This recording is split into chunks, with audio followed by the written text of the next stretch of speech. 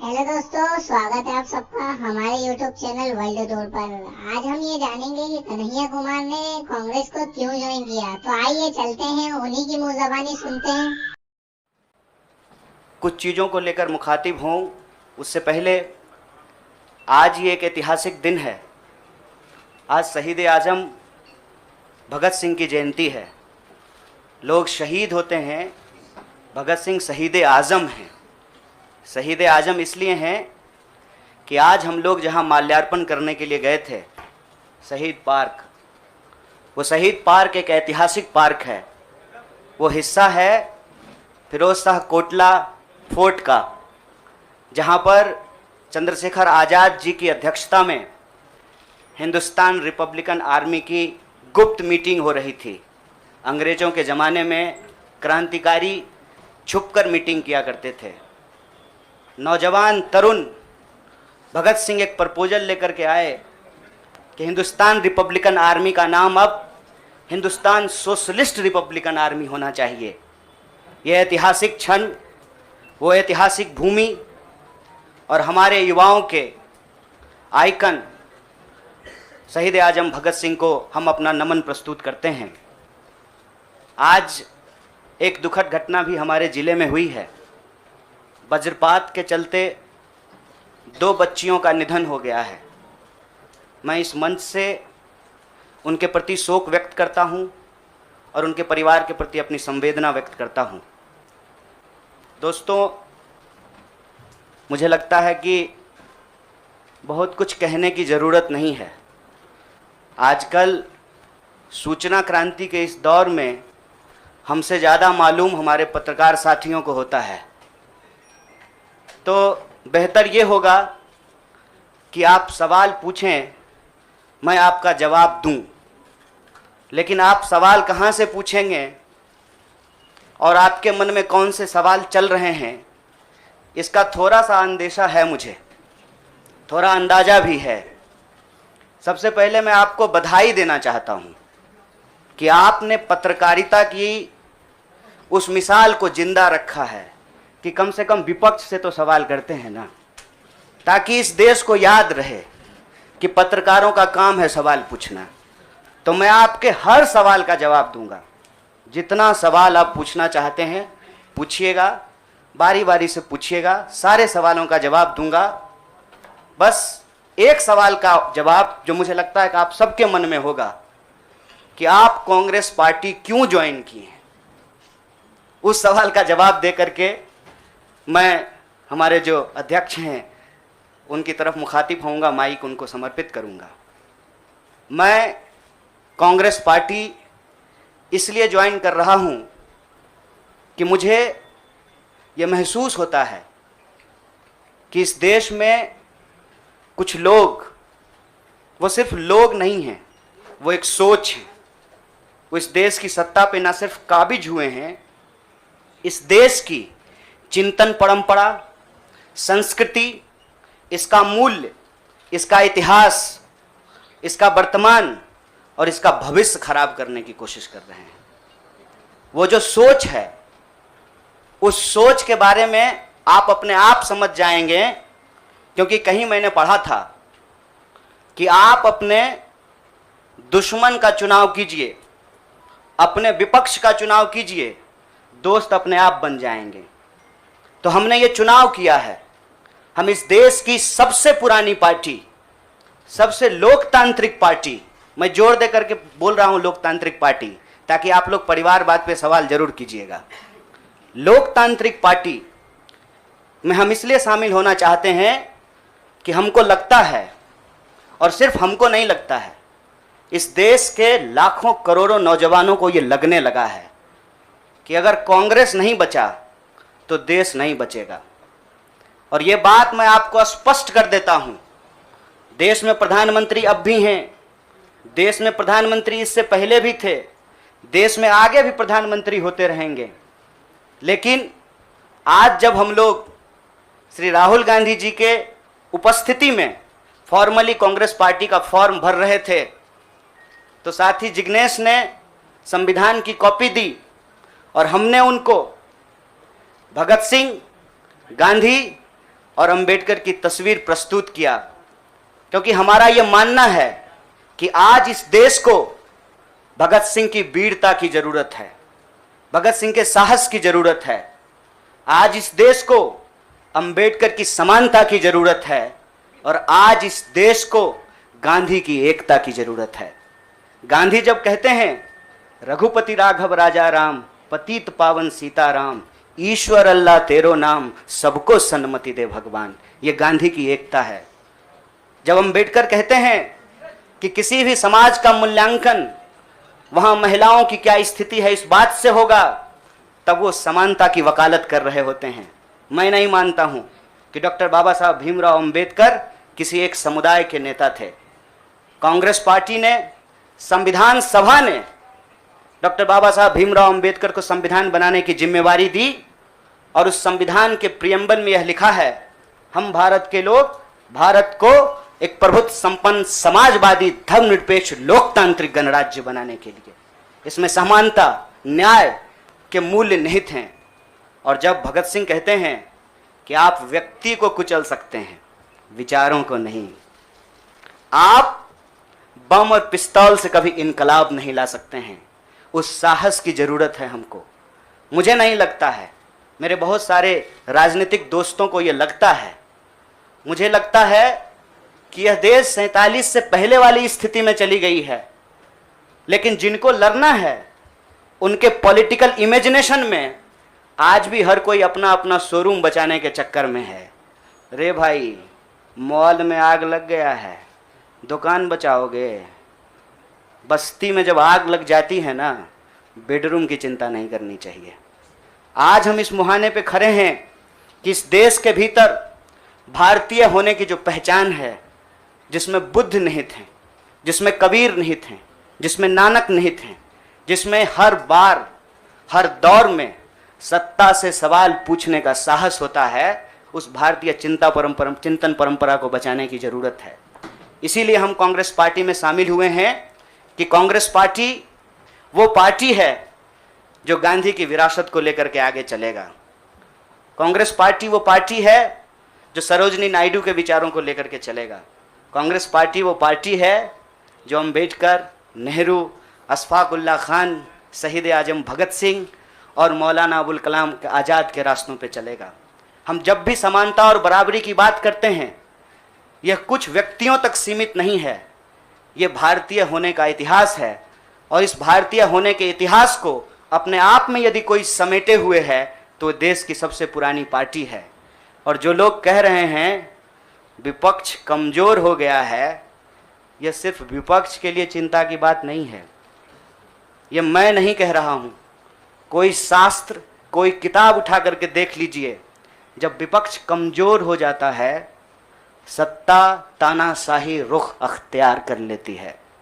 इसीलिए देश की सबसे बड़ी विपक्षी पार्टी, मैं कोई गुनागणित नहीं कर रहा हूं, लेकिन मुझे यह बात सीधे तौर पे समझ में आ रही है कि देश के लोकसभा में 545 सीट हैं, 200 लगभग सीट ऐसे हैं जहां भाजपा के सामने कांग्रेस के अलावे कोई विकल्प नहीं है।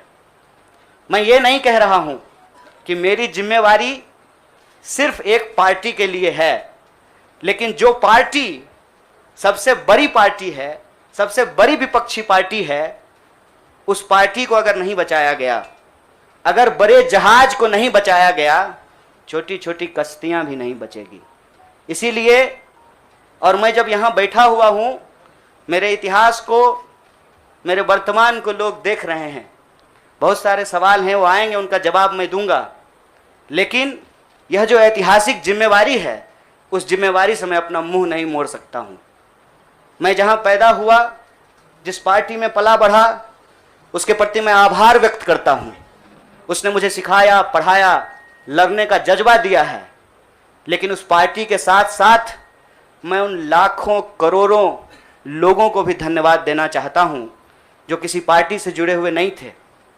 अपने स्कूल के व्हाट्सएप ग्रुप में जब हम लोगों के ऊपर अनावश्यक आरोप मढ़े जाते हैं तो अपने दोस्तों से लड़ रहे थे, अपने घरों में डिनर टेबल पर लड़ रहे थे।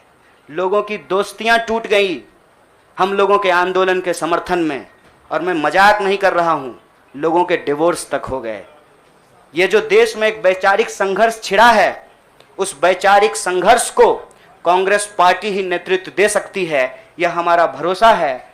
और मैं ये उम्मीद करता हूँ कि हमारे देश के जो लाखों करोड़ों नौजवान आपके माध्यम से सुन रहे हैं, उनसे भी मैं आग्रह कहता हूँ, दीवार पर बैठकर टुकुर टुकुर मुंह ताकने का वक्त नहीं है। ये अर्जेंसी का टाइम है, और इस अर्जेंसी के टाइम पे दीवार पे बैठ करके दायां जाएं कि बायां जाएं, ये मत सोचिए। जब आप जंग में होते हैं तो आपके पास जो अवेलेबल चीज़ें होती हैं, आप उससे मुकाबला करने की कोशिश करते हैं। कांग्रेस पार्टी एक बड़ी जहाज है, अगर कांग्रेस पार्टी बचेगी तो हमारा मानना है इस देश के लाखों करोड़ों नौजवानों की आकांक्षाएं बचेंगी, गांधी की मीमांसा बचेगी, भगत सिंह के सपनों का भारत बचेगा, और डॉक्टर बाबा साहब भीमराव अंबेडकर की समानता का भारत का निर्माण संभव हो पाएगा। इसी आशा और उम्मीद के साथ मैं इस पार्टी से जुड़ा हूं, और मुझे पूरा भरोसा है कि कांग्रेस पार्टी जो अपने आप को एक लोकतांत्रिक पार्टी कहती है, आज़ादी के साथ, अपनी पूरी मुखरता के साथ सत्ता से सवाल पूछना और लोगों के हक के लिए लड़ना फिरना संघर्ष करने में हमारे साथी रहेंगे, हमारे सहयोगी रहेंगे। और ये परिवार संघ परिवार नहीं, वो क्या परिवार जो परिवार छोड़कर परिवार बनाना पड़े, वो परिवार जो आपको परिवार छोड़ने के लिए नहीं कहता है, कहता है कि अपने परिवार में रहिए। अरे महात्मा गांधी कस्तूरबा गांधी को लेकर के अंग्रेजों से लड़ गए, बताइए इनको अपना घर छोड़ना पड़ा? कोई जरूरी है क्या?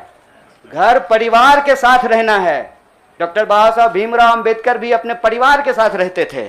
आप जितने बड़े लोग हैं उनका इतिहास उठा करके देख लीजिए, सब लोग अपने परिवार के साथ रहते थे। वो परिवार छोड़ करके बनने वाला परिवार नहीं। न्याय बराबरी और संघर्ष के लिए इस परिवार में मैं शामिल हुआ हूं। सभी सदस्यों के प्रति देश के अंदर फैले हुए लाखों करोड़ों कार्यकर्ताओं को अपना आभार व्यक्त करता हूं।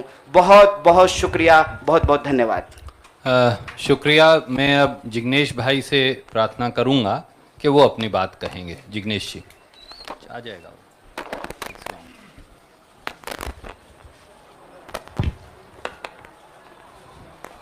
धन्यवाद।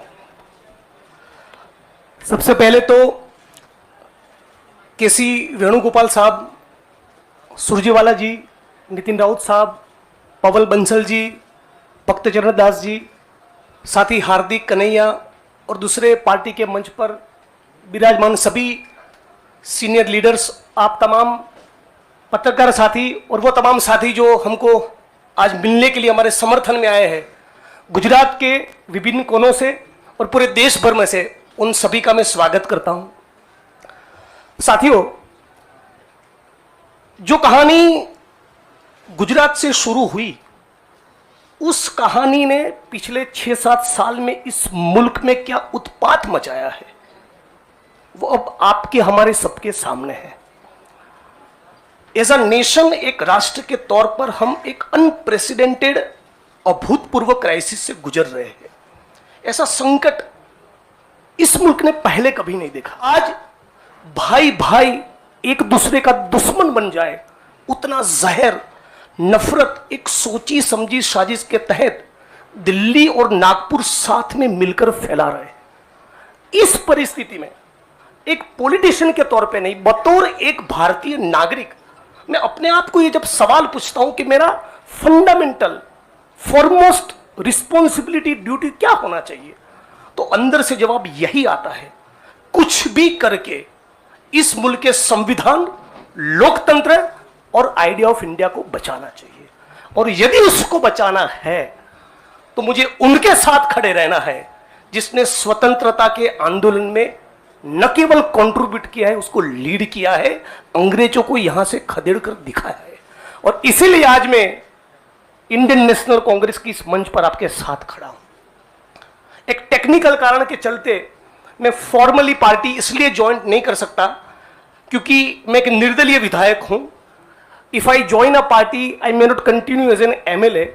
मेरी पार्टी के सीनियर लीडर से बात हुई, मेरे मतक्षेत्र के साथियों से बात हुई, अपने आप से बात हुई, राहुल जी से बात हुई, तो मुझे लगा कि मैं इस विचार के साथ हूं ना, ये सबसे प्रमुख बात है। मैं इस मुहिम, मिशन और इस संघर्ष के साथ हूं, ये सबसे महत्वपूर्ण बात है। बाकी की फॉर्मेलिटी तो आने वाले महीनों में भी हो जाएगी। और राहुल जी ने भी कहा कि वो जो पर्चा भर के सदस्य लेने की बात है वो तो कल भी कर लेना, अभी अपने मत क्षेत्र के लोगों के साथ खड़े रहो। तो मैं फॉर्मली नहीं लेकिन इस विचार के साथ आज जुड़ चुका हूं और 22 का चुनाव में कांग्रेस के सिंबल से ही लड़ूंगा, उसके सारे कैंपेन्स का हिस्सा रहूंगा। और गुजरात के संदर्भ में आज साथी हार्दिक हमारे बीच में मौजूद है, तब कहना चाहता हूं कि आज राष्ट्रीय स्तर पे जो हो रहा है वो सब कुछ हम लोग गुजरात में देख चुके हैं, झेल चुके हैं। आप सभी पत्रकार साथियों के बीच में बड़ी चिंता के साथ ये कहना चाहता हूं, हमारी पार्टी ने इस मुद्दे को उठाया है कि 3000 किलो का ड्रग्स 15-20 लाख बेरोजगार युवा को नशे की चुंगाल में फंसाने के लिए अदानी के एयरपोर्ट पर उतर रहा है। आज जब महंगाई और बेरोजगारी उसके चरम सीमा पर है, तब गुजरात और देश की बेरोजगार युवाओं को रोजगार देने के बजाय ये फांसीवादी ताकतें चाहती है कि रोजगार तो ना मिले, उनको नशे के हवाले में झोंक दिया जाए। तो इन सारी परिस्थितियों में यदि बाबा साहब अंबेडकर के संविधान को बचाना है, हमारे आइडिया ऑफ इंडिया को बचाना है, भगत सिंह को जब मुकदमे की कार्यवाही के दौरान पूछा गया कि क्रांति क्या है, तब शहीद आजम ने कहा था कि क्रांति से हमारा मतलब है किसानों और मजदूरों के हाथ में सत्ता। माननीय प्रधानमंत्री जब अमेरिका से वापस आते हैं तो भाई विस्टा का काम ठीक ठाक चल रहा है ना, नई पार्लियामेंट का, वो देखने के लिए जाते हैं, किसान को मिलने के लिए नहीं जाते। तो किसान हो, मजदूर हो, दलित हो, आदिवासी हो, महिलाएं हो, सबके ऊपर एक जो अनप्रेसिडेंटेड हमला है, इसको रोकने के लिए